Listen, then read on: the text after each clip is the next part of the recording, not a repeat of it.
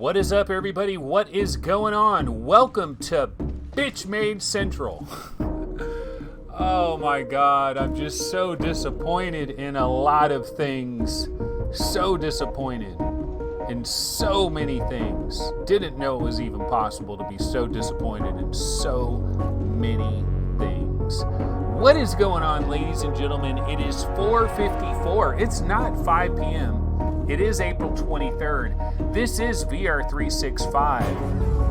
And I gotta tell you, I am struggling to try to do an episode today because guess what? YouTube decided to change everything. Now, they've been saying this for a long time. Wait, let me turn down this trailer. You guys probably can't even hear me. So YouTube has been talking about this for a very long time, where every time I want to do a live stream, I don't like the new YouTube. I don't like all the new YouTube shit. Okay, here's my complaint about the new YouTube shit. Why do you always have to do this? Here's what's going to happen, folks. I'm telling you, it happens every single time like clockwork. By the time I get used to this new YouTube studio, this new fancy YouTube studio, by the time I get used to it, they will have a new one. They'll have a new one. I guarantee you, the day that I get used to this, they'll have a brand effing new one. They'll have a brand new one that's even newer and even more improved. Newer and more improved. And then guess what will happen? And then eventually I will learn that one.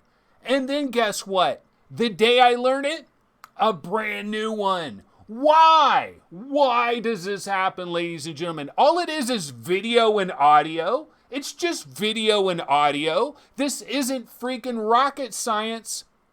Okay, who was it that said, let's vote for Joe Biden? It's not rocket science. Okay, no, it is rocket science if you vote. I can't go down that road.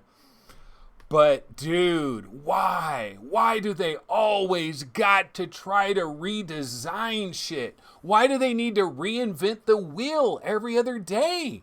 There's no need for this. There's no need for this. It is totally unnecessary. I don't even have a show really. Like, I'm just scrambling to put together a show.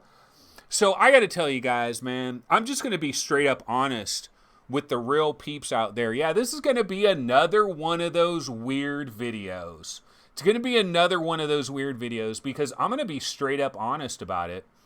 And what I'm honestly going to say is my interest in this YouTube channel has fallen off a proverbial cliff. I've said this before on like the Discord server. I've said this in some other, I don't know what other places I've said it, but I know in the Discord server I have said that. My interest in doing this show has fallen off an effing cliff. Along with my views. My subscribers, and everything else.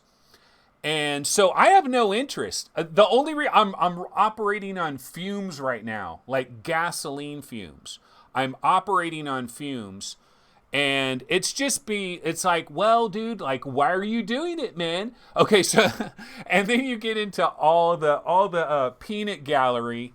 The peanut gallery likes to come in, and you get these two different sides of the coin, right? And so people like, you know what? Dude, man, like, why are you not into it, man? It's just the VR community. Like, dude, you should be in love with the VR community, man. Like, it's all about the VR community. It's not about trying to get views. It's not about trying to have subs.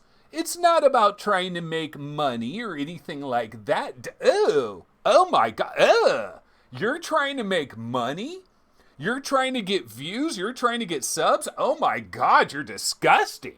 I thought this was all about the community, man. I thought this was all about, yeah, let's make VR one big happy community. It's not about subs, man. Nah, dude. I could have 600 subs for the rest of my life, and it's not about that, man, because it's about the community, brah. It's about the community, brah. You have people that go down that route, okay? And my answer to that route is, how long have you been doing a show like this? Because if you're in your first year, that's the honeymoon period, all right? Second year, still honeymoon period. All right, dude, I'm not in my first year. I'm not in my second year. I was on YouTube in 2016. VR Roundtable, look it up. Started VR Roundtable in 2016. I'm not new to this, man. And it was about the community in 2016. And it was about the community in 2017. And it was about the community in 2018. Now I don't give an F. I don't give an F at this point. So why am I here? Like, why am I doing this? I don't know. I guess I'll tell you why.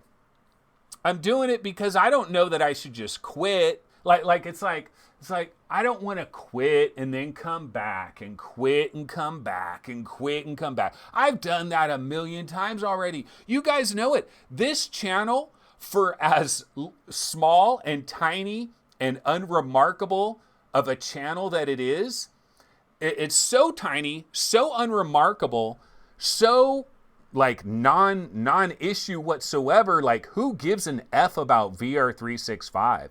Does anybody really give an F about VR365? I mean, I know there's a handful of people out there that do. I know that. There are a handful of people out there that do. And it's not like they don't matter or anything. But yeah, this channel, it's kind of crazy how much drama, self-created or self-manufactured drama, I guess. I mean, I didn't like plan it out. Like, oh, okay, on April 23rd, I'm going to do a show that's all about YouTube drama. Yeah, that's it. That's going to spike my numbers. No, I don't ever do that. It's never a plan. It's never a strategy. This all happened today because YouTube, this was the day they decided to like change everything up, and it really pissed me off because I really wasn't ready for it. Oh, well, whatever. I'm just tired. I'm just tired of it, dude. I'm tired of it. But anyways, so yeah, no, I'm not going to quit. I'm not quitting. In fact, I know exactly what I need to do for this channel, actually. I know exactly the kind of videos I need to make. I know. I know exactly what I need to do. I know exactly what kind of videos I need to make. Here's the problem. I also know exactly how long it takes to make that kind of video, and how much effort it takes to make that kind of video, and how much time. It's mostly editing.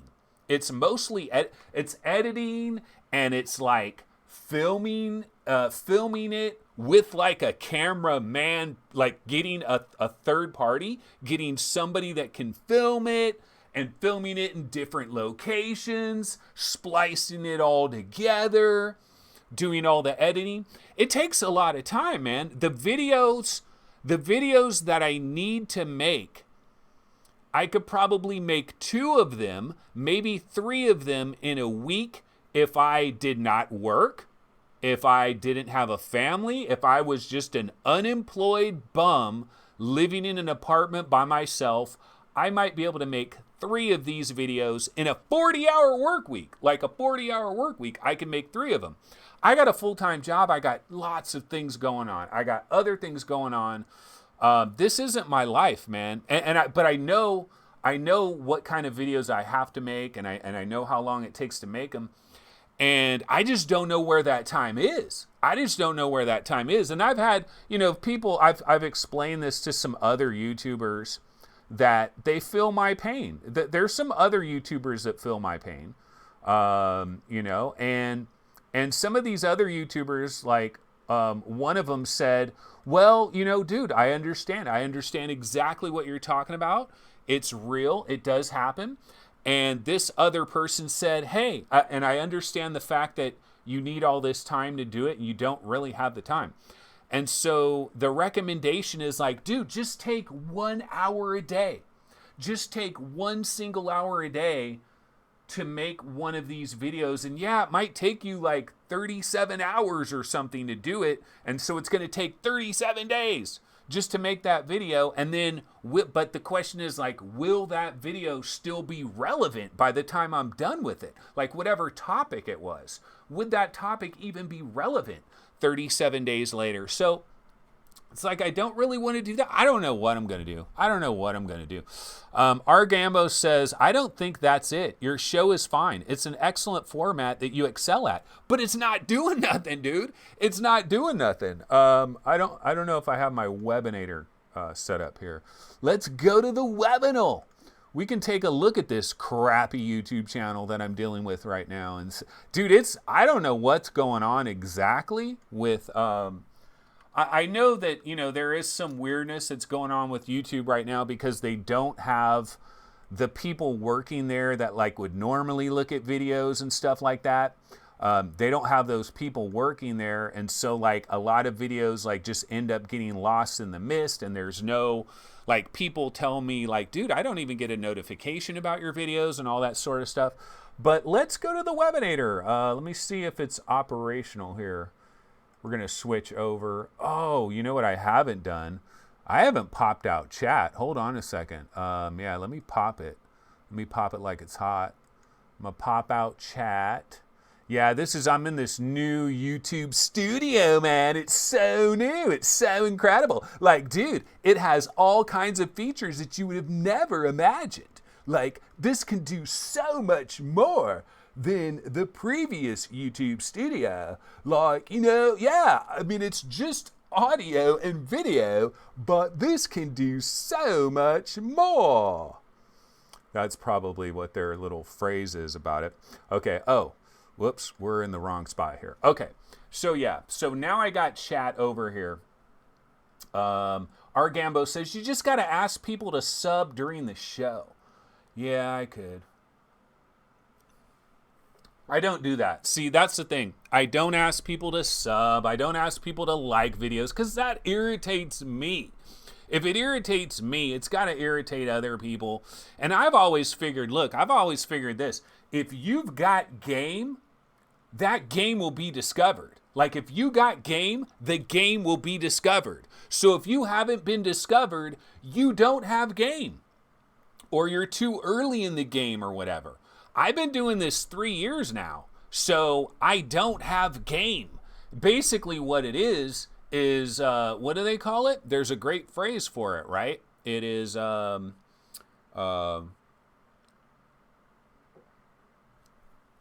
illusions of grandeur. That's what it is. It is illusions of grandeur. It's like one of these people, they think they're way the F better than they really are. I guess I'm one of those types. I'm myopic. Like, let's just be honest, let's just be straight up honest. I'm myopic. I think I'm like hella good at this, but I'm obviously not. And here's why I know that I'm obviously not good at this. 3 days ago, 678 views. 6 days ago, 773 views. 1 week ago, 796 views. This really good ass interview with Wizard Juan, a great interview, a lot more than 1 week ago. That wasn't 1 week ago. That was like a couple weeks, wasn't it? 877 views. This one is Half-Life Alyx 2 Gamey, 1K views. Ooh, yay! 1K views. That was like a month ago.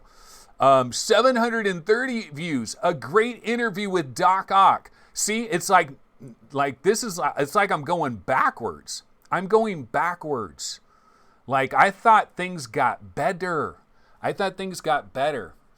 But I'm going backwards. But yeah, so let's drop all this. I mean, I don't know why I'm talking about all this crap. Like, this is like not entertaining.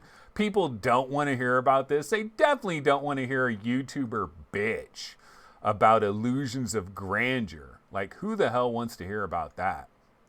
Nobody. Nobody wants to hear about that. It's irritating as F.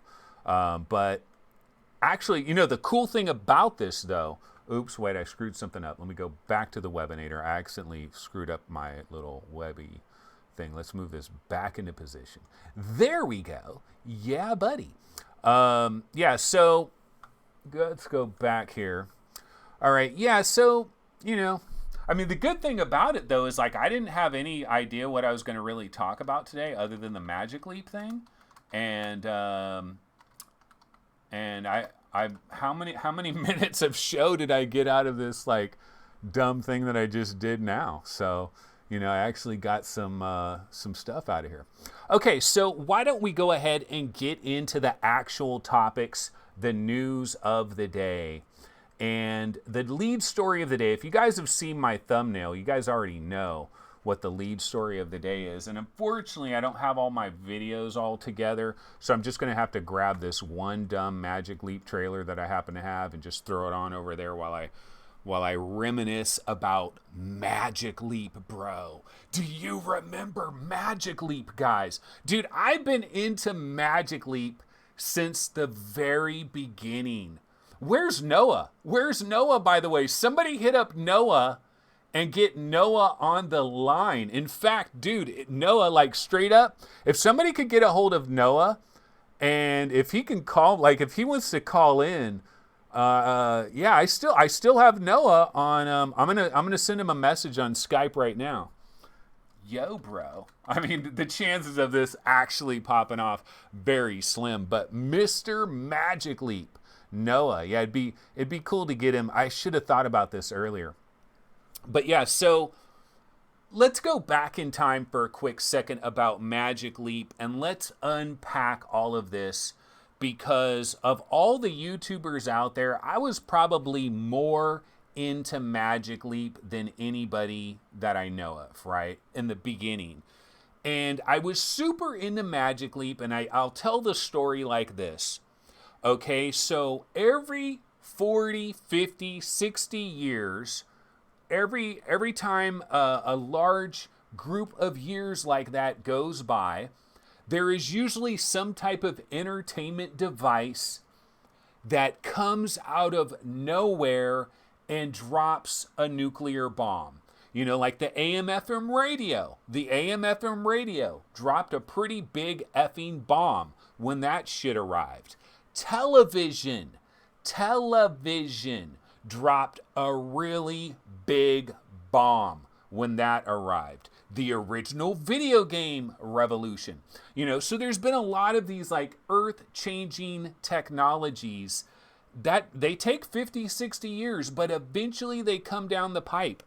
And so what happened with Magic Leap, this was so long ago. This was so many moons ago. But what happened was Magic Leap, there were rumors about this company, Magic Leap, and there was all this excitement. There was this startup in Florida, Roni Abovitz.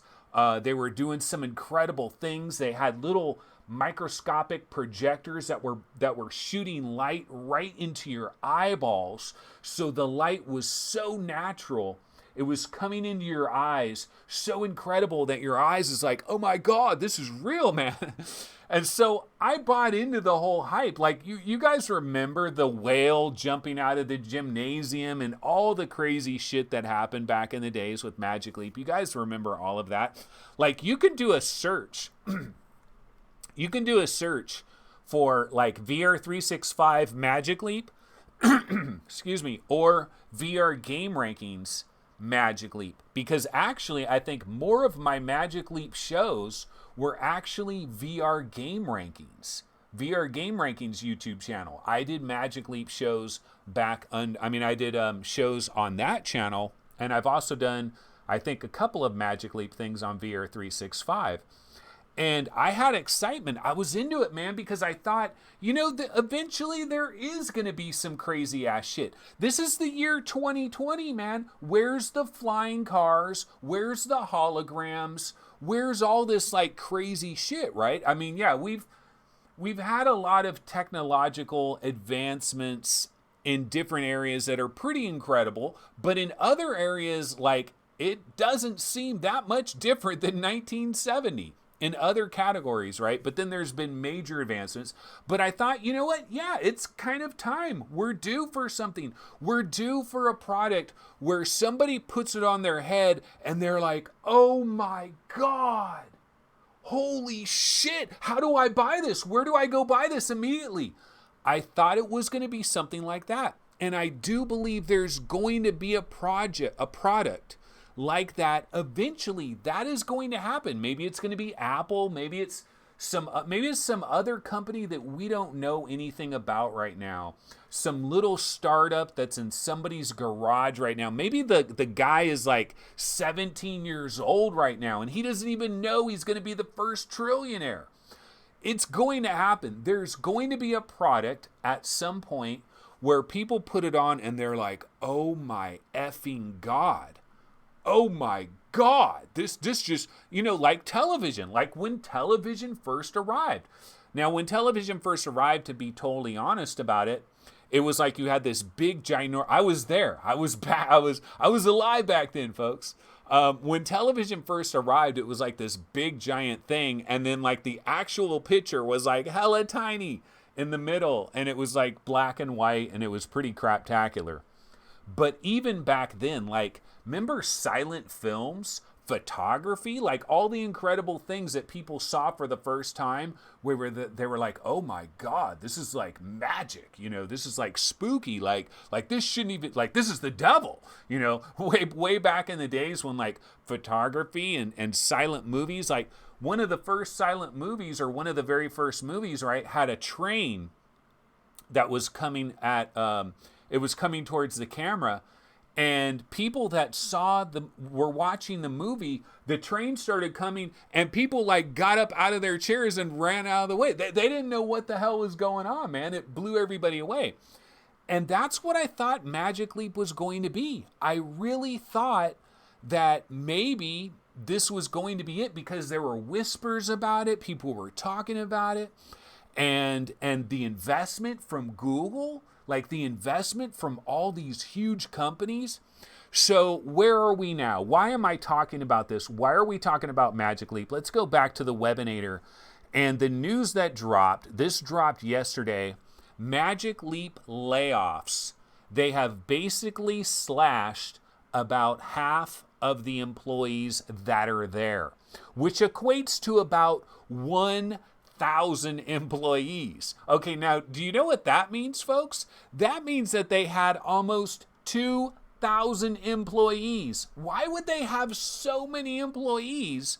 They haven't even sold 2,000 of these things to real customers, and their employees outnumbered how many, and I'm talking about selling it to like real people, not like a developer, but like somebody that wants to like just enjoy whatever it is. I don't know that they've even sold 2,000. They had like 2,000 employees. So they laid off apparently 1,000 employees. And if you've been on Twitter, like I follow a number of different people that used to work for Magic Leap and now they don't. They were on Twitter yesterday talking about, I just got fired from Magic Leap today, but there's lots of people with a lot of talent at Magic Leap that now are going to be, they're free agents now.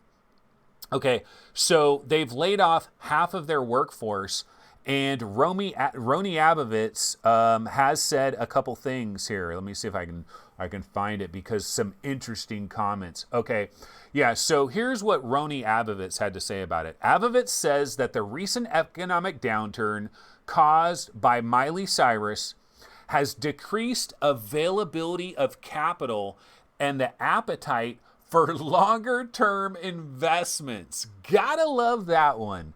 Gotta love that one. Longer-term investments? Wait a minute, Roni. I thought this was your product. Roni. Don't you remember Roni saying, we're getting ready to manufacture millions of things? Roni Abovitz. See, here's the thing about Roni Abovitz. Incredible snake oil salesman. He really is. This really is Theranos. This basically is. I remember like way back in the days when I was on Magic Leap's tip and everybody else was like, dude, this is snake oil shit. This is such a scam. Anthony, you're being taken for a ride. He's a snake oil salesman. This is Theranos through and through. And I ignored all of it. And I thought, nah, this is going to be the real one, man. I've got faith in Roni. And then, of course, it came out and we saw what it actually was. And then I dropped it pretty much like a bad habit, because basically what it turned into is a HoloLens Me Too product. It's basically like, oh, there's HoloLens. We can do that with a slightly bigger FOV, maybe a slightly more ergonomic looking headset. We could do that, and that's what Magic Leap turned out to be. And my interest in Magic Leap basically fell off an entire cliff. And kind of like the viewership to this show and my interest in doing this show as well.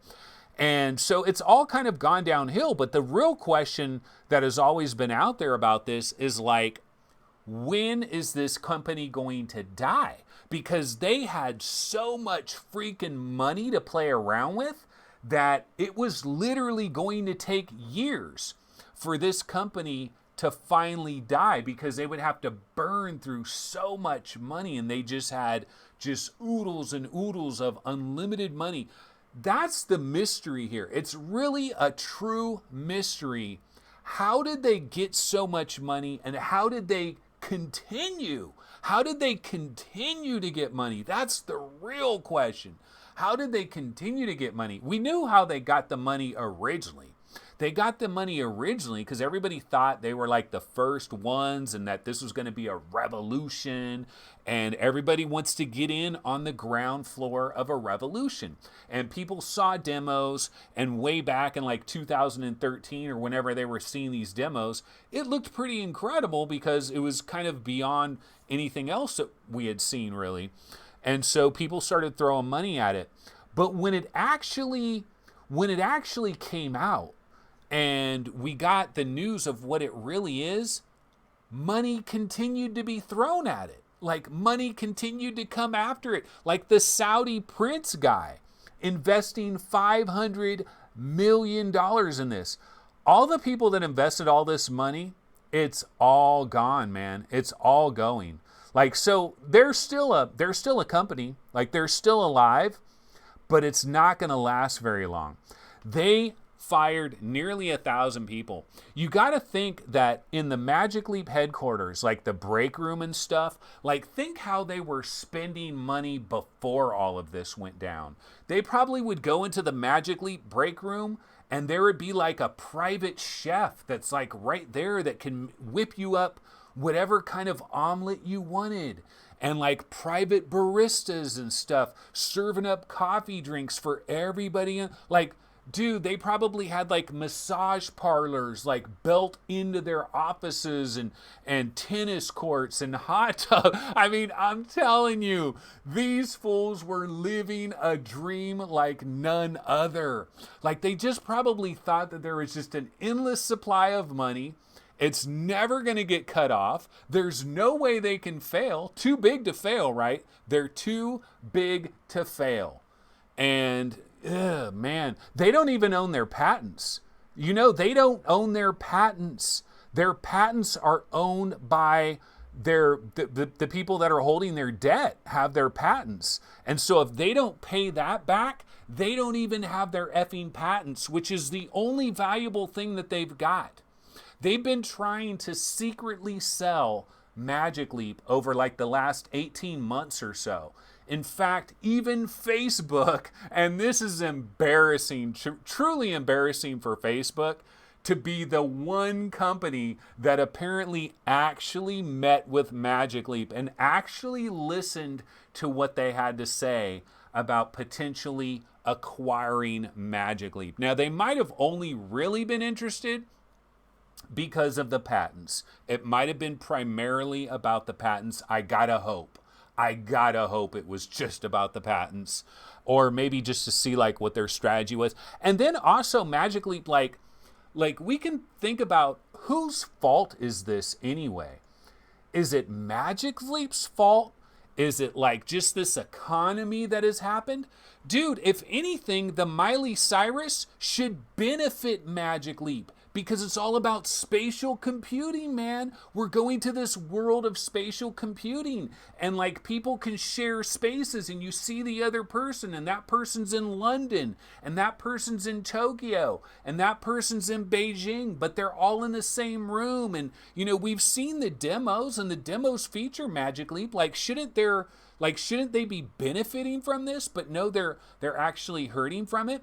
But you know, one of the biggest mistakes that Magic Leap made from the very beginning was to make this a consumer-focused device. From the very beginning, they've been consumer-focused with like signing deals with the NBA. Like, why are you signing deals with the NBA? Who the hell is ever going to be able to buy this to be able to watch some kind of direct TV content? All the deals that they made and like Angry Birds, Slingshot, Project Porg, like all these different things that they've designed are aimed at in-level consumers. But the product is not compelling enough and it's not affordable enough. The first problem was compelling. They didn't even get the product compelling enough. I remember reading these old articles, like in Wired magazine. They were in love with Magic Leap in the very beginning as well. In fact, that's where the image for the thumbnail is coming from, with Roni. He's holding up this little like glass lens, and you thought it was photonic lens. It's got some incredible capabilities, right? It's all snake. It really did turn out to be nothing but snake oil salesman type shit is really what it ended up becoming. But I remember reading these early articles in like Wired and stuff where they talked about, yeah, we were working on it and we got a dot. We got a dot to show up. And we knew that once we had a dot that showed up in your vision like 5 feet away from you, now we had it. And now we can make all kinds of other things. All we started off with was a dot, like Pong. We started off with a Pong dot, and then we knew we had something there, And so, I mean, you see like Dr. Goreborts and stuff like that. It is actually cool. And some of the Magic Leap stuff is actually cool. Like if you're looking at a blank wall, like this wall over here, it could create a portal that is coming out of that wall, and you'll see like aliens. And you can the coolest part about it really is when you are looking into something that goes in, and you're looking in there and there's an entire world that's in there. And so you walk over this way, you walk over that way, and the view is changing and it's coming out of your wall. And it is actually pretty cool. But the problem is the postage stamp size field of view. That was the big problem. I mean, they've got a bigger field of view than the original HoloLens, so they did improve on that. But it was nowhere near prime time. It wasn't compelling. It wasn't this thing that somebody would put it on their head and they'd be like, oh my God, I've got to get this now. I'll get a loan. I'll sell my car. I'll get, you can make a product so effing compelling that people will figure it out. They will figure out a way. They will sell off their comic book collection or baseball cards, or, maybe they got a rare stamp collection, or they'll take out a small loan, or they'll get they'll add another second mortgage onto their house. Or people will find a way. If you made a product so effing compelling, people will find a way. But this product wasn't compelling enough. We all remember Beyonce, right? Beyonce got a demo of Magic Leap. This was a long, long time ago. Beyonce got a demo of Magic Leap and walked away unimpressed. And that was actually before we knew what Magic Leap was. And I remember reading about that. But then other people got demos. Other people got demos of Magic Leap, like Ricky Gervais. Ricky Gervais got a demo of Magic Leap, and he got a demo of Magic Leap and was like, what's it like to know that you've changed the world? What's it like to be the next Alexander Graham Bell or whatever, to be the next great inventor? What's it like to know that you've changed the world? Ricky Gervais was tweeting about that. Beyonce apparently got a demo, was disappointed in it. And I kind of wrote it off because I thought, well, I put things on my wife's head, or, sometimes people aren't impressed with things that are truly impressive. So I didn't really know. But yeah, it could be the end, folks. It really could. And man, it is going to be a painful thing for all the companies, Alibaba, Google, all the different companies that have thrown money at this, the Saudi nation. $500 million. Of course, some people might say they deserve it for, what happened, of course, in the news like a year or so ago with the Saudi, that whole thing. But why don't I go ahead and check out what some folks are talking about over here in chat. Let's see. And it might be kind of weird in chat because I did start this show off really weird. It's just been, it's been a bad month for me. It's been a bad couple of months for me. Like, things just aren't going good, dude. It's like bad, stacked on bad, stacked on bad. So my apologies, but I'm a regular human being, right? And I get influenced by things. And, it's a live stream. That's the other thing. This is a live show. Like, there's no script. I don't have any teleprompter. This is a straight up live show. Like, the one talent that I did think I had, I obviously am a no talent hack. Like, that's obvious based on my results. But the talent that I did think I had was the ability to be live and to go off the cuff and to be able to zig and to be able to zag and to have like witty conversation that just pops out of effing nowhere. I thought that was my capability. So I kind of lean on that, but I do get affected. So that's the Magic Leap story. And Greg's VR says Magic Leap would have kicked ass in 2012. The Deviant Developer, IDW podcast, says they should have released a simpler, cheaper product, then iterated on it once in the market. And Phil Yarn, what a tragic heap. And dude, Phil Yarn, you were right from the very beginning. From the very beginning, Phil Yarn was right. And yeah, I was wrong. And yeah, I stuck my neck out there and it got chopped the F off. I was totally off. I was totally wrong. And everybody can hold Magic Leap against me forever. R. Gambo says, did you ever fix your monetization? Yeah, but it doesn't matter. It doesn't matter. I fixed my monetization, so now I can get 23 cents from all of these videos if I don't accidentally play a trailer that somebody else monetized and all of that. MC Swart says, you should split subjects into individual shows. We tried that. I tried that. No, I know exactly what I need to do. Unfortunately, I just don't have the time to do exactly what I need to do. Alex VR. Yet 50 people can't stop listening even with all your bitching. Yeah, well, 50 people will listen to an idiot on the street corner as well.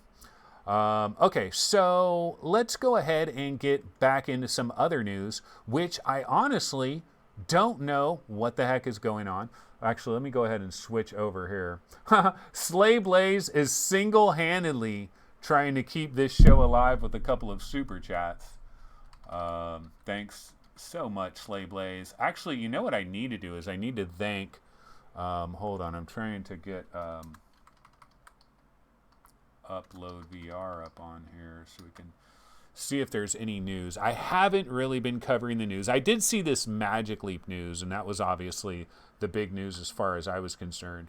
Okay, so going back over here. I was going to cancel today's episode. Like, I wasn't even going to do a show. But then I saw this big Magic Leap news, and I was like, well, damn, I was the Magic Leap guy. So I should probably talk about this Magic Leap stuff. And it's not like Magic Leap isn't dead. I just believe that short of some unknown miracle, honestly, short of a UFO crashing in the Magic Leap headquarters and accidentally dropping some alien technology right into their laps, I honestly don't see how anything good is going to happen. And now all of a sudden we got a flurry of some super chats.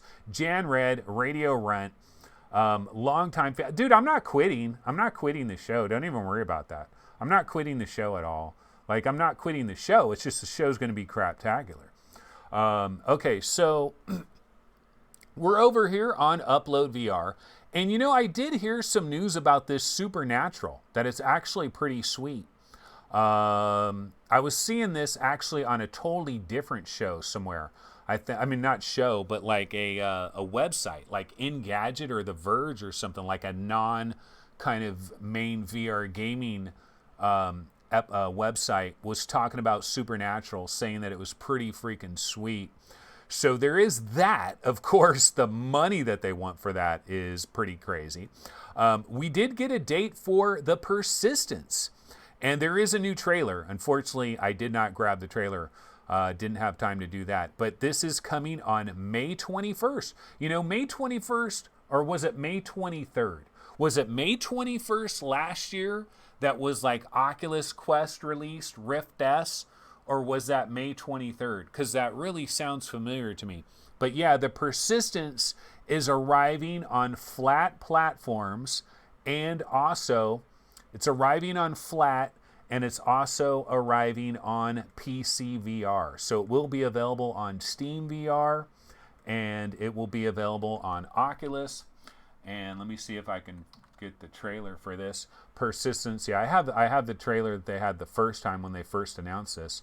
Unfortunately, guys, I've got bad news about the Persistence coming to PC VR. Like, it's cool and all, and I'm looking forward to it, but I do believe it's a missed opportunity here. See, here's the thing. So after this announcement came out that we were getting the Persistence on PC, I thought, oh God, this is incredible. This is going to be amazing, because I love this game on PlayStation VR.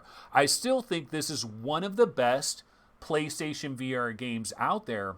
But the thing is, like most PlayStation VR games, it is crippled to some degree by the singular point of tracking, you know, the cone of vision that PlayStation VR has. And also, this game very strangely, very strangely, did not have PlayStation Move support on PlayStation VR. So you actually played the Persistence with a DualShock 4 controller, even though you like have hands in the games, and you have hands in the game and everything. And Fire Sprite, they do have their reasons. They've made comments about way back in the days when it came to PlayStation VR. They had reasons for why this didn't have PlayStation Move support. And people always were hoping, well, you know, maybe they could add Move support, because think of how much more realistic everything would be. But the thing is, it really would require a pretty major reworking of the game to be able to do that. Because basically what you're seeing here with these hands, it's basically animations. They're canned animations. So like, you're holding your controller, you're moving your character around, and as you're moving your character through the world, like, it's doing things with its hands that are basically kind of like canned animations, if you will. And so for them to add true motion controller support for this game, it would have required a major reworking. But because they were bringing this to PC VR, because they were bringing this to Steam and to Oculus Store, maybe Viveport and other platforms at some point in time, I don't know, Epic Game, EGS, you know, maybe it'll hit the Epic Game Store. They're bringing it to places like that, right? I thought, well, maybe it would be worth it for them to do a reworking. Also, with the cone of vision aspect of it, one thing that I thought about the cone of vision, on PlayStation VR, obviously that holds it back in a major way. Now you bring it to PC VR, and you have the room scale factor. So I've always said this, and maybe some PlayStation VR people might get disappointed with me when I say this, but it's reality, right? It's reality. I'm not a PlayStation VR hater. Dude, Pixel Beast, not Pixel Beast, Paper Beast by Pixel Reef. Paper Beast by Pixel Reef, one of my favorite games of 2020. I'm not a PlayStation VR hater.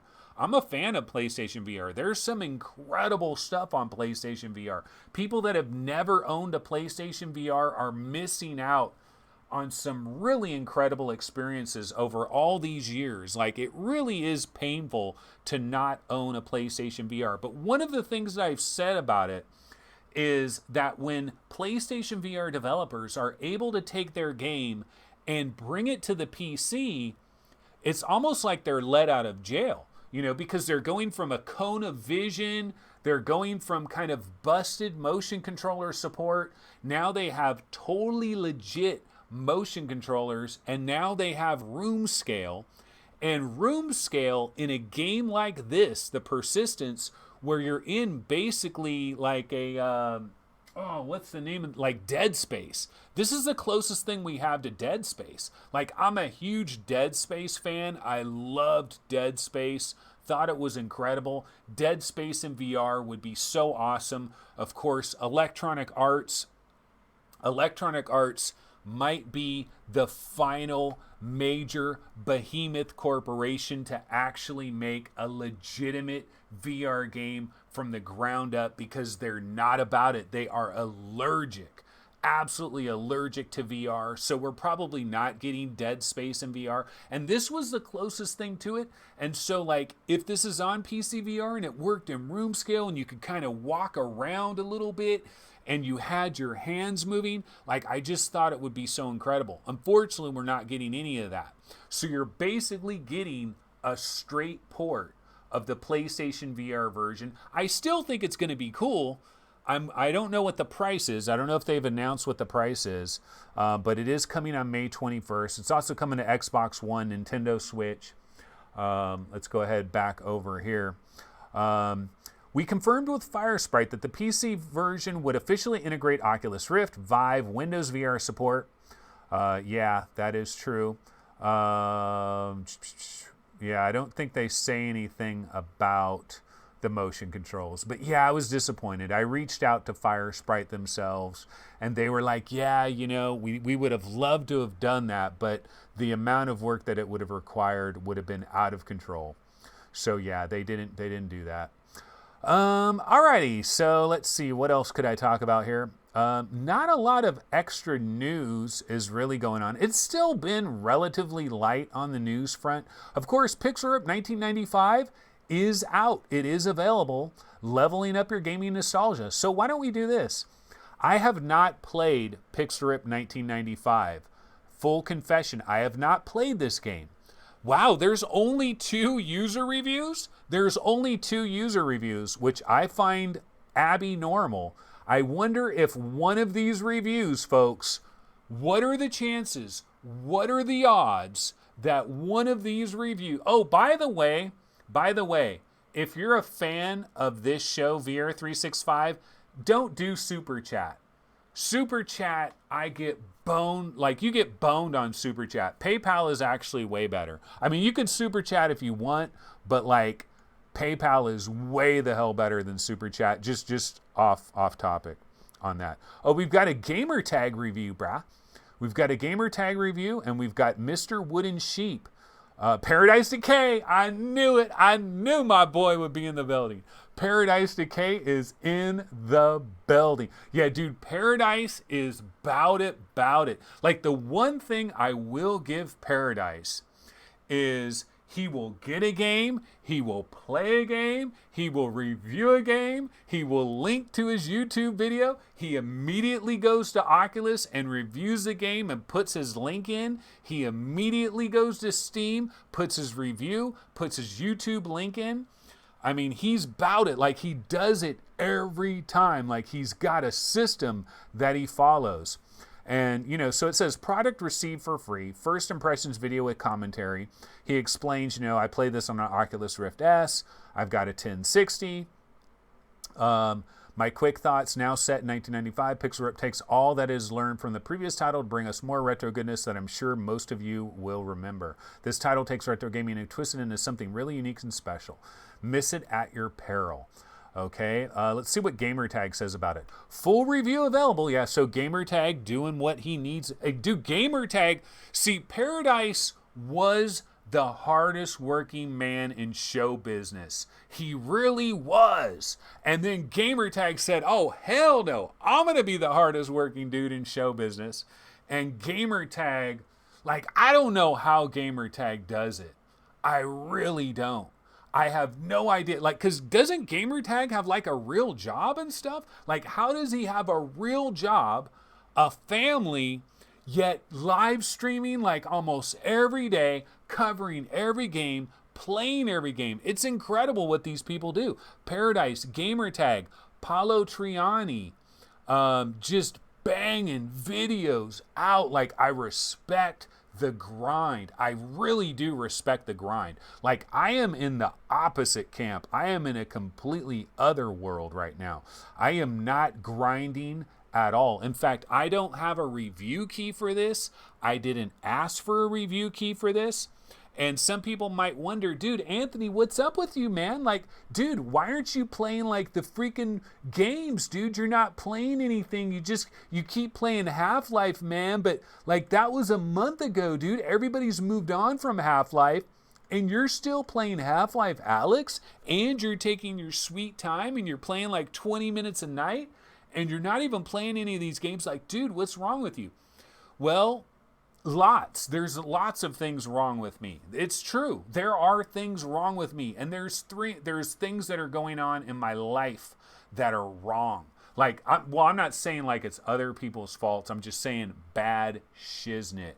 Badshiznit.com. Okay, but Pixel Up 1995, no, I'm hyped for this game. I want to play this game.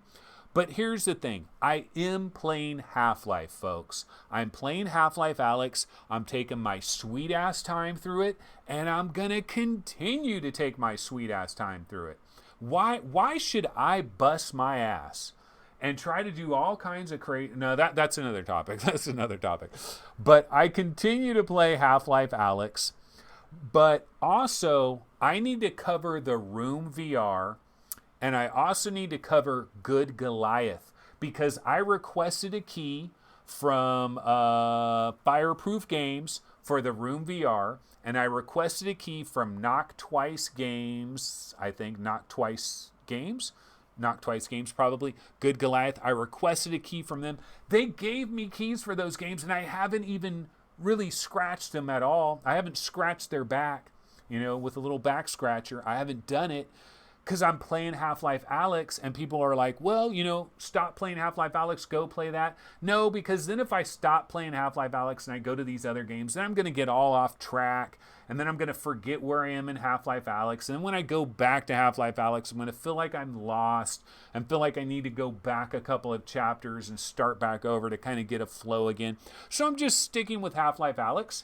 And my plan is this. I'm going to play Half-Life Alyx until I finally put that puppy to bed. I'm not going to rush. Why rush? Why me? No. Why me worry? Why so serious? I'm not going to do it. So I'm going to play Half-Life Alyx at my effing leisure. And then when I'm done with that, I'm going to play some Room VR. I'm going to play some Good Goliath. So I haven't asked for a key because if I ask for a key, then I feel like I owe coverage. I've got to do it. I've got to be the gamer tag guy. I've got to do a live stream. I've got to review it. I've got to do all that. And I'm just not ready for it. I mean, if I had this right now I do have Viveport. And it did say something about Viveport. And I don't know if it's on Viveport because I heard Pixel Ripped was on Viveport, but it could be on Viveport as like something that you buy. Because how many people sign up for Viveport, by the way? In fact, actually, Viveport, that is a great discussion topic. We can talk about Viveport because I have some concerns, ladies and gentlemen. We have some concerns. Viveport. There's a reason. Like Viveport, here's the thing about Viveport. Okay, so let's switch into the Viveport topic. Okay, who out there did not sign up for Viveport when you could have got it for 1 year for 27 bucka-rinos? Who didn't sign up for this? Because you are out of your effing mind. If you have a PC VR headset, if you have a Rift S, if you have a CV1, if you have a Valve Index, if you have a Samsung Odyssey, if you got Pimax, Rimax, and Chimax, you shoulda grabbed Viveport for $27, even with all of its problems. And it does have problems. So, although I am playing Half-Life Alyx, and that is my focus because I signed up for Viveport.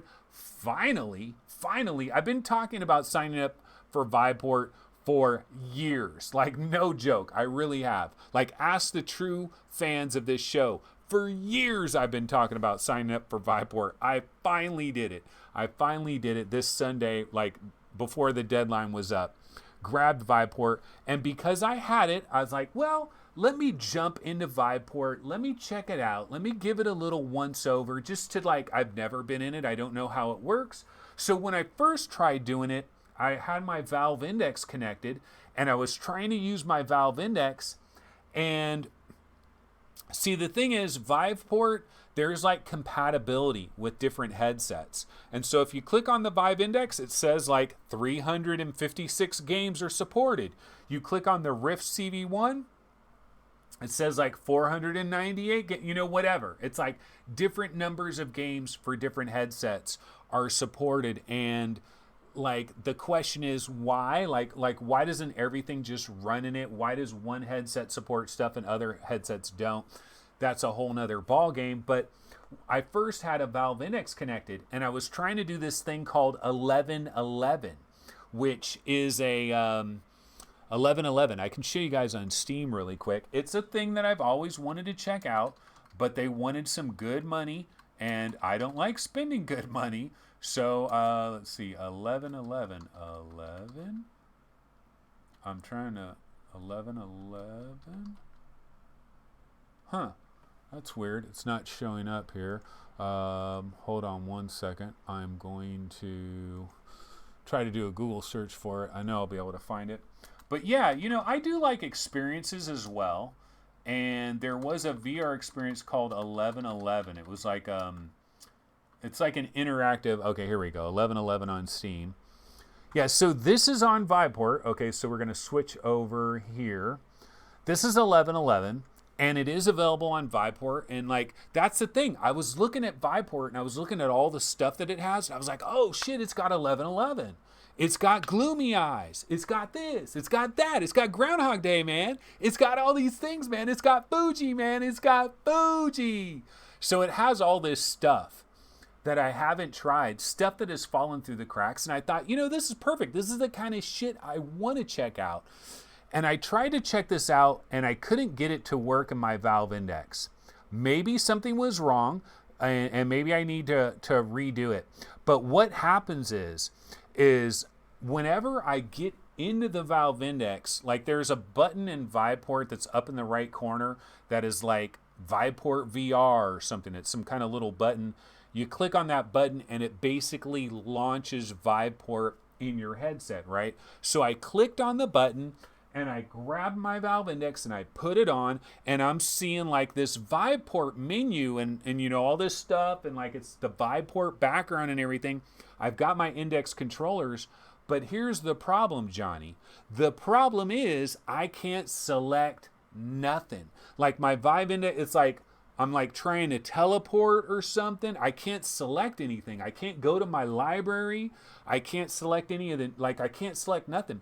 So I'm like, oh, this is busted. I can't use this in my Valve Index. So I just figured, oh, this particular game is not compatible with the Valve Index. Now, what I did learn last night, ladies and gentlemen, is I was looking at stuff that's compatible with Valve Index. And one of the things that is compatible with Valve Index, and this is something, Abduction.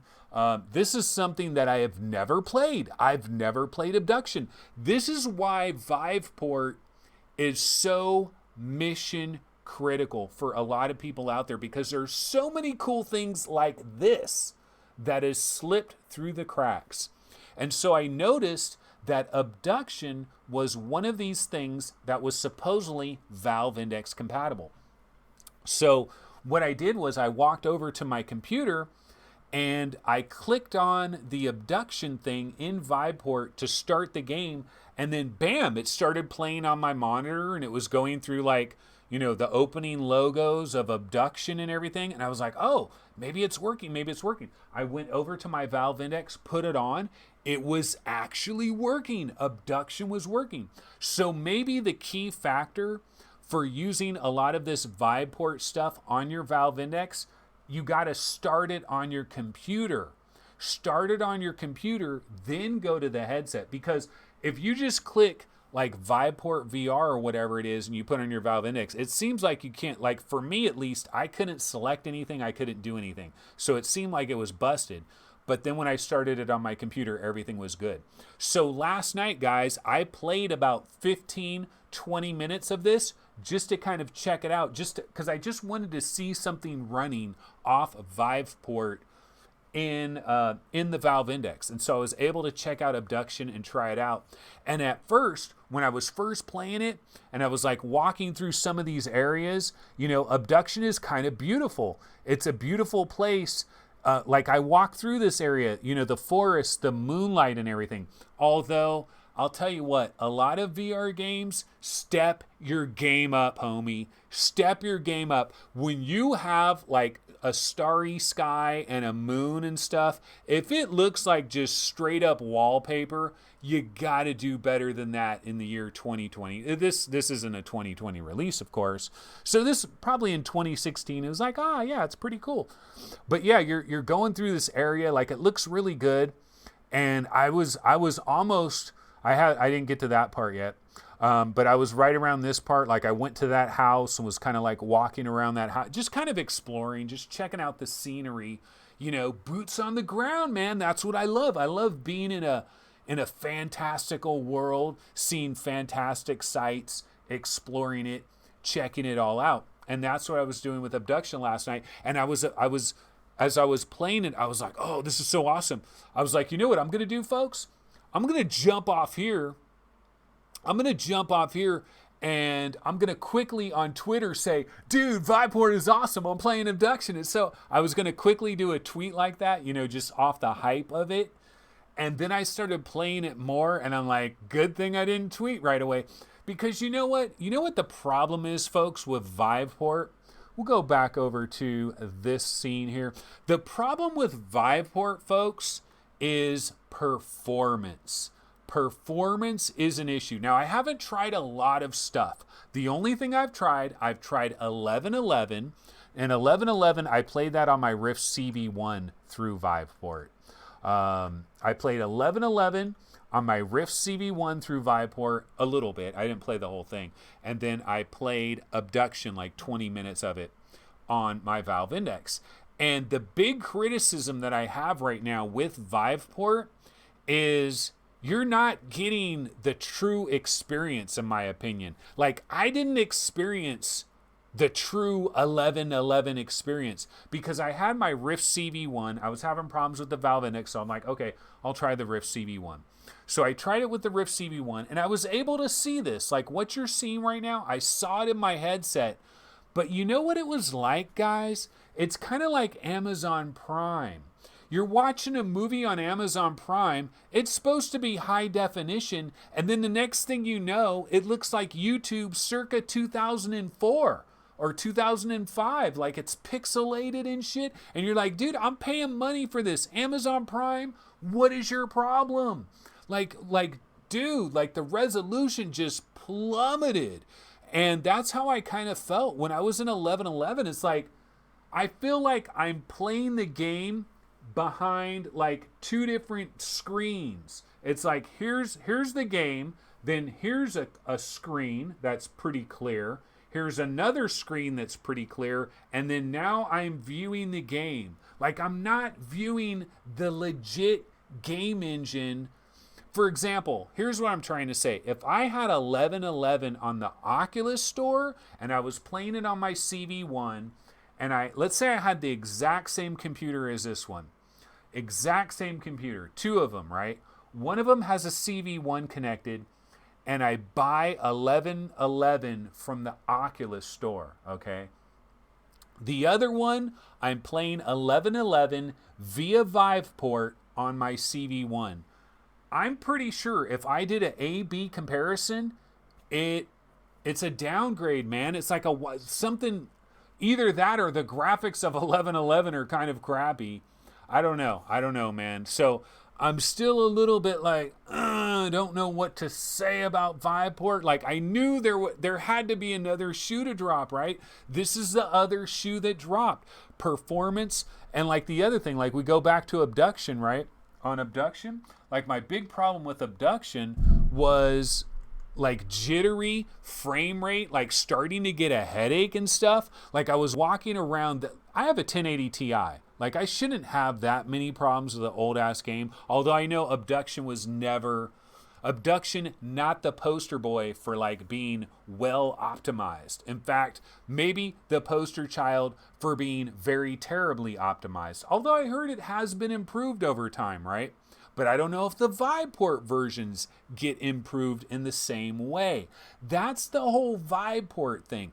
I honestly would like to watch someone else's video, an expert on Viveport that can talk about frames and talk about layers and talk about, well, if you're playing Viveport on your CV1, you're running the Oculus software, you're running Steam, you're running Viveport, you're running like 3 different clients simultaneously, you know?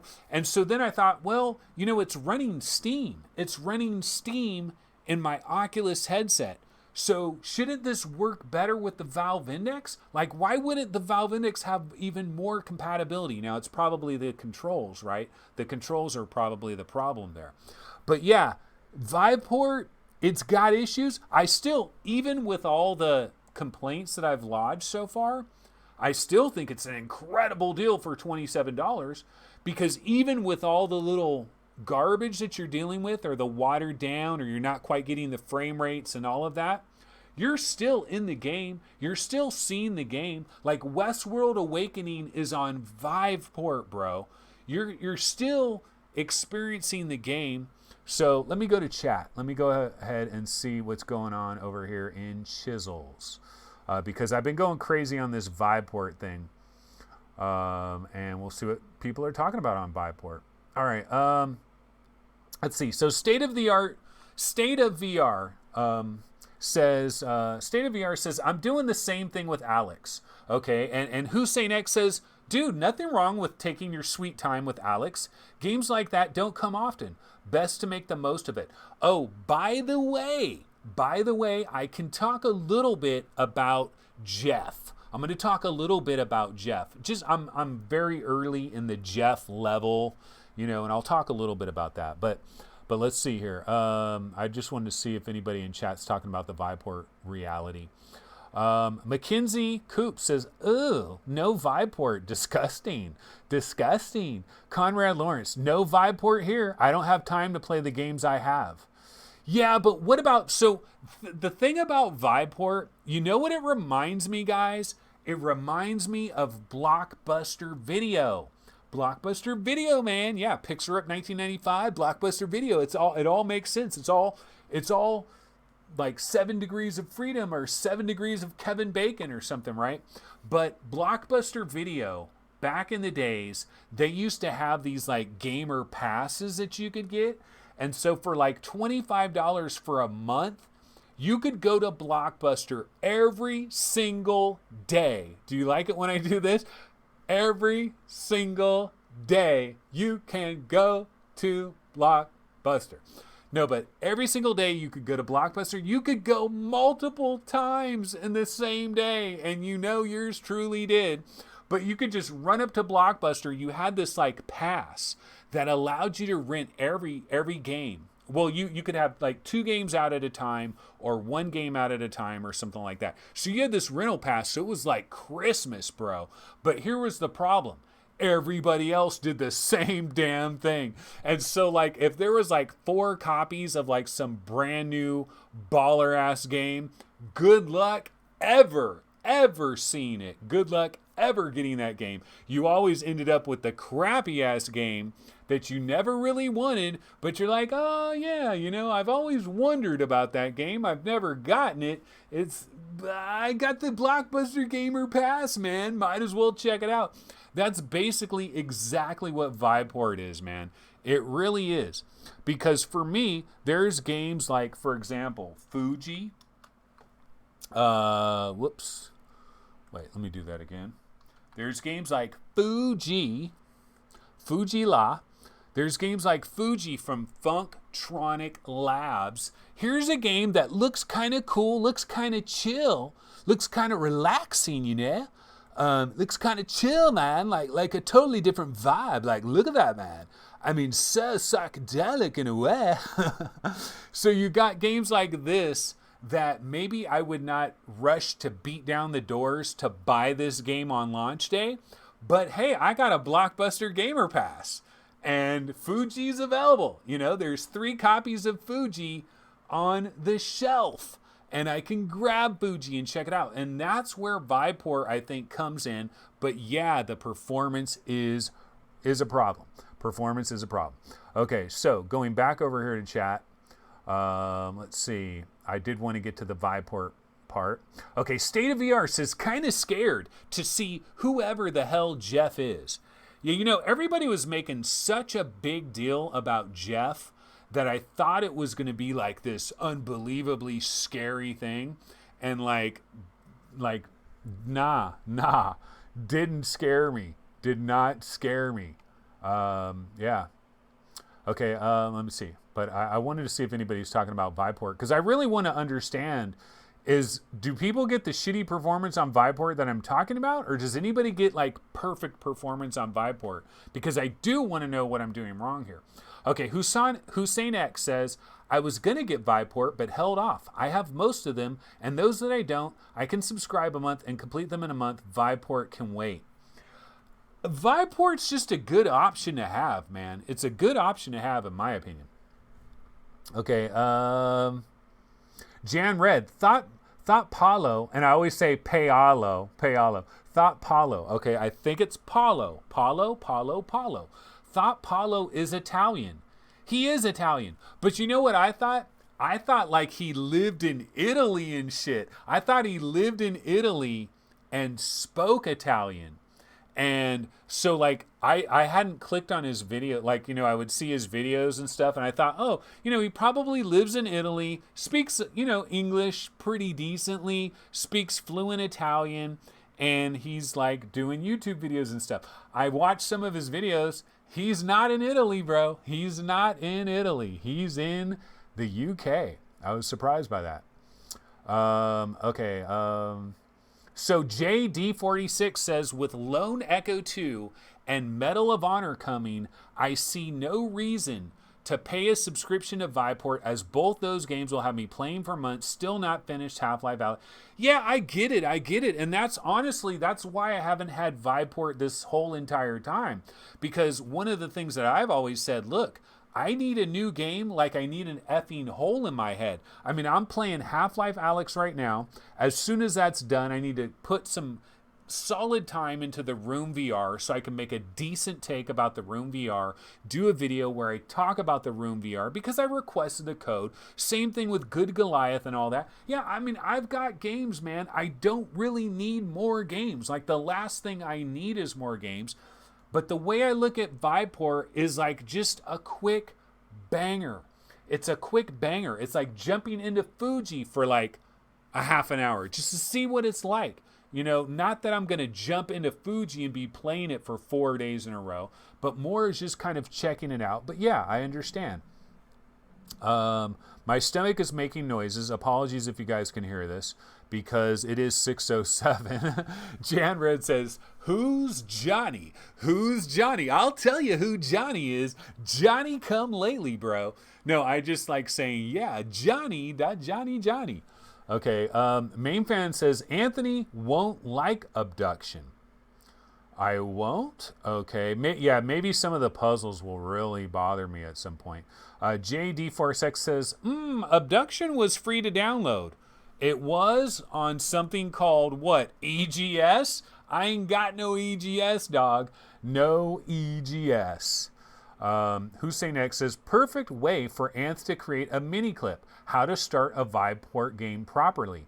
You know, the whole mini clip thing, like everybody thinks, oh, dude, that's your way out, man. All you got to do, bro. Just take your whole clip of your show, isolate a little part of it, and make a little mini vid. And that mini vid is going to blow up, and it's going to take you to YouTube stardom. I tried doing that a few times. Doesn't seem to do diddly. I was going to say a different word, but I'll say diddly. Okay, didn't seem to do diddly when I tried that. And like doing little short videos and stuff didn't seem to do anything. I know what I got to do, folks. Okay, main fan says Abduction has performance issues. Wait, I lost it. Damn it. Oh, Abduction has performance issues on Steam VR. Okay, R. Gambo says Steam has its own performance setting, though. Hussein X says Oculus Store version 1111 worked with no performance issues on my 1070. My question for you, Hussein X, is I didn't have any performance issues with 1111, but everything seemed like blurry and like almost like Mass Effect. Do you guys remember Mass Effect?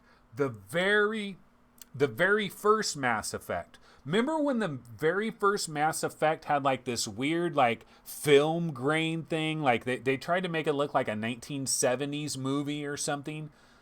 That's what it seemed. It seemed like that. Like there's pollution. Like there's pollution in 1111. Like why is there so much pollution in 1111? That's what I got from 1111. Was like 1111 is like in Shanghai or some shit. Like it didn't make sense to me, bro. 1111. Let me look up 1111 again. Damn it! Why does like I try to look up 1111 and it doesn't want to let me do that? So I'll just go back. Oh, here it is. Okay. So going back over here to 1111. Yeah, I just want to like click on one of these screenshots, and yeah, I don't know. It just seemed like there was pollution in the air. Like the thing was running. But like, okay, that looks really crystal clear right there. It did not look like that in my headset, I don't believe. I will try to see if I can get this thing working on my Valve Index through Viveport and see if it'll be different. But it was like there was like a film grain, like pollution, like just like particulate matter. You know, like there was a large campfire in the area that was causing issues. I don't know what happened. But we'll try it again sometime. But going back over here to chat, let's see. Yeah, Roger Dyking says, with a 1080 Ti, you should have zero problems. I have one and a 2080 Ti, and for some weird reason, some games run better on the 1080 Ti. Mackenzie Coop says, yo, Anthony, how's your day been? Not the greatest, bro. You can go back to the very beginning, brah, and of this show, and people will think, oh my God, entitled YouTuber complaining, an entitled YouTuber complaining, triggered. It's gonna happen. Go back to the beginning of this show, and it seems like a different show. Main fan says, okay, Jeff didn't scare me. Good, because he's imaginary. Okay. Jarilla says, I don't like subscription-based stuff. Yeah, you know, there is a problem with subscription-based stuff. There is this, anytime you have like a rental plan, like when I had those Blockbuster plans where you're renting games for an entire month, like it's a month pass, you're paying like $29.99 a month and you get 2 games at a time. Here's the problem with that. There's this guilt. There's guilt that comes with it, because if you're not actively using it and if you're not playing those games, like I found what was happening is I would rent these crappy games, right? Just because I've got the pass, gotta use it, right? So keep going to Blockbuster, renting crappy games that I would never play otherwise, but because I got the pass, I gotta do it. Then you have these games at your house. Now you've got a collection of your own games, many that are on your pile of shame, right? That you haven't finished and you know you really need to finish it. And then you've got these 2 rentals right here. Well, if you start grabbing games from your pile of shame and playing those, instead of the 2 rentals that you just got from Blockbuster, then you start to feel guilty. You have like this renter's guilt, like, oh man, I'm paying $30 a month and I'm not even using the goddamn thing. And so it's like you can't enjoy, you're playing your games that you already have. You can't enjoy them because it's like, I should be playing my rentals because I'm paying money for it. Yeah, dude, I understand it. It is a problem. It is a problem. Okay, Hussein X says 1111 worked perfectly with no blurriness whatsoever. Yeah, so I do need to retry that. And then Mackenzie Coops says, Anthony, do you have any horror game recommendations that are on the quest? Yeah, I mean, one of the first recommendations I can give you is Face Your Fears 2. I liked Face Your Fears 2. Like, I think it is really cool. Some people might say it's a little too expensive or it's like really short and all that. I enjoyed Face Your Fears 2. I enjoyed the sound quality.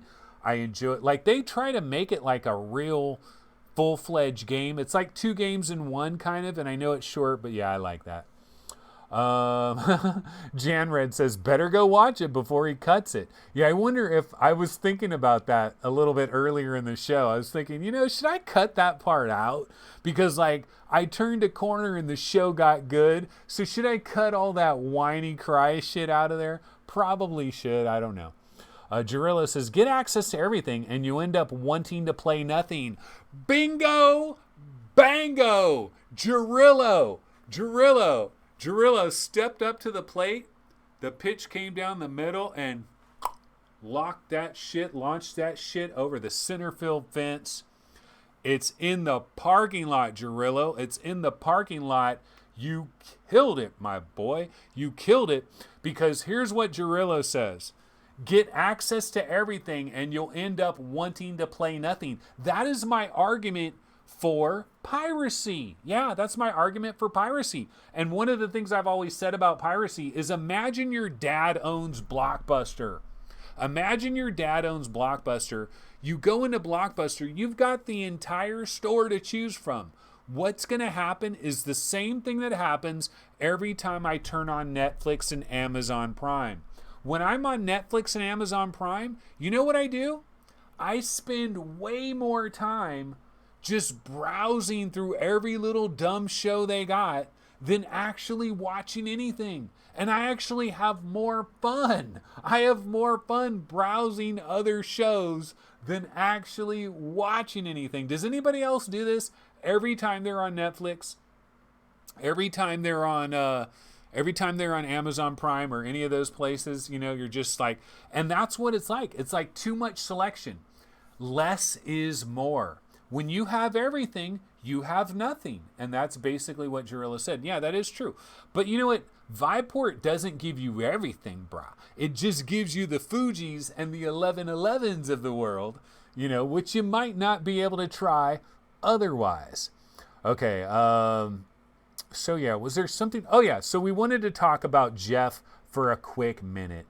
Okay, so what I'm going to do is throw on a little Half-Life. This isn't Jeff. This is just Half-Life Chapter 2, no commentary. Same damn video I show every time I talk about Half-Life.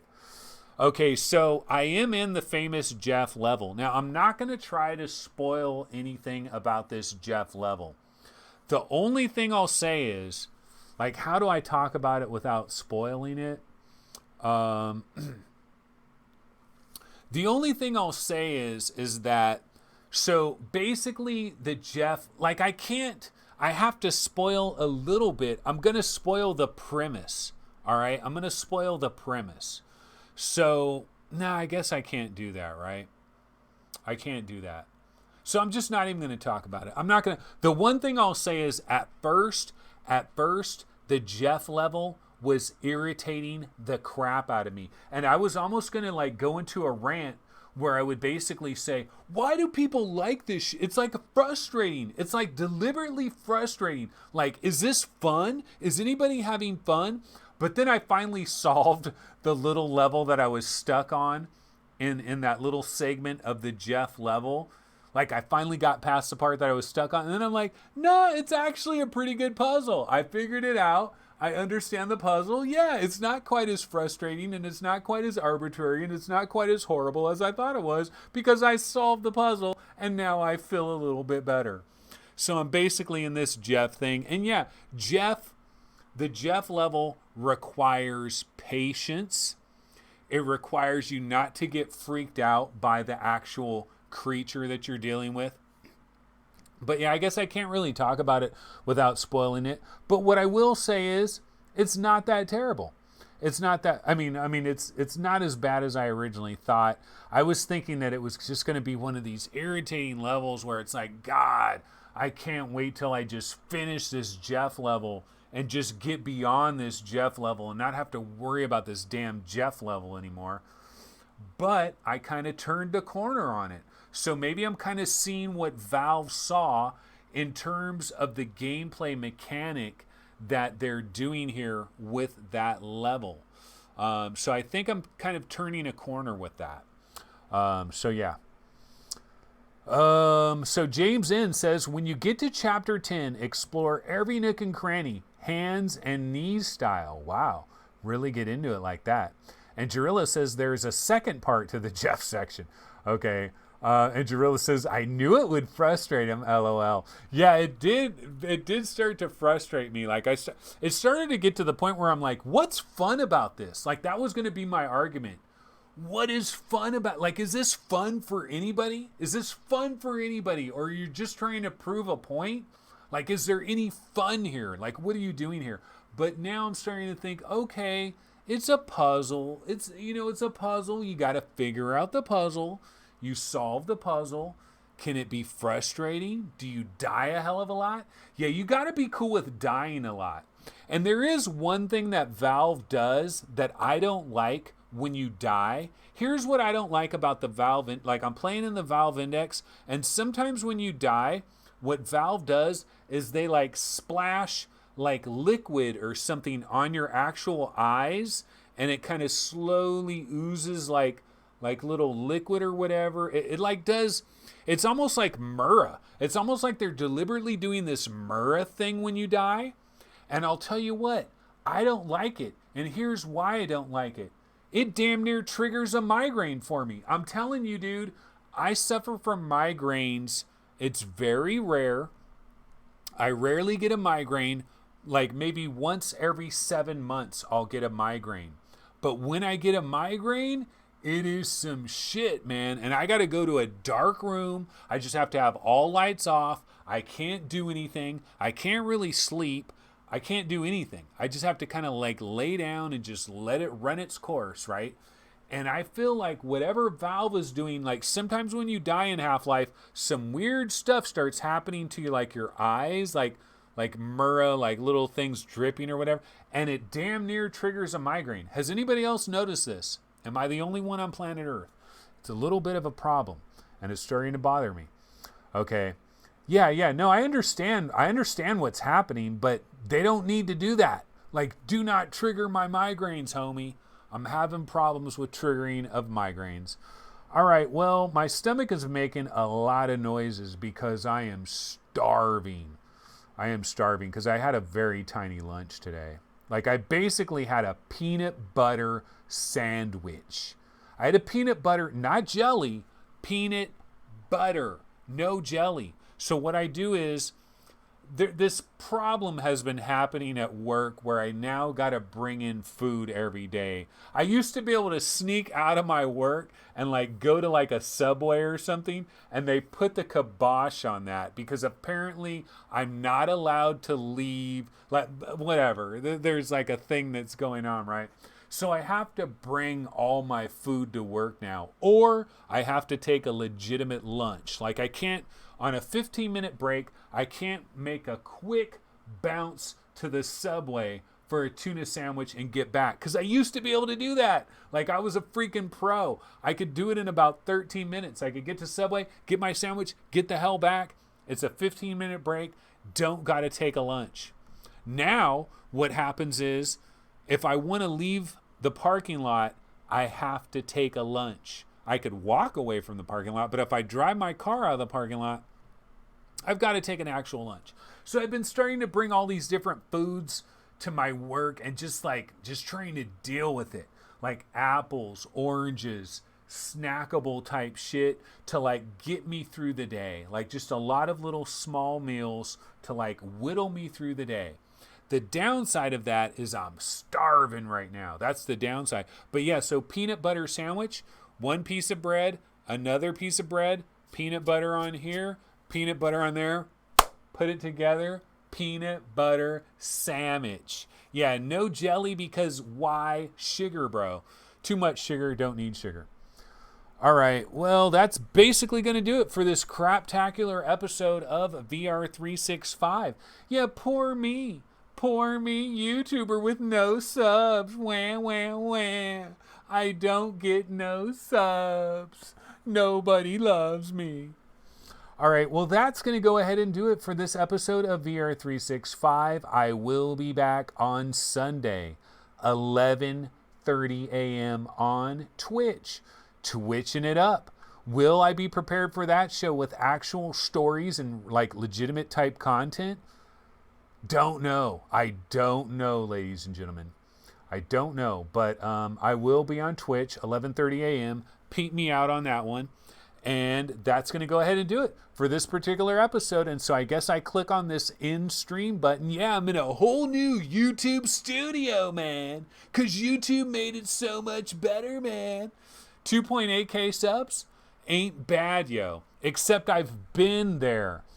Dude, there's like a glass ceiling. Like 2.9K subs, there is like a glass ceiling, bro. And it is not plexiglass. Dude, it is like 28 inches thick of just thick glass. And it just won't let me break through, man. I think this show is better. This show is better than 2.8K subs or 2.7 subs or whatever the hell it is. It's better. Janred says, now you need to cut this part as well. No, I'm not cutting anything. I don't give an F. Like, I don't give an F. It's liberating. It's liberating to know that I don't give an F. Although, you know what does suck about YouTube?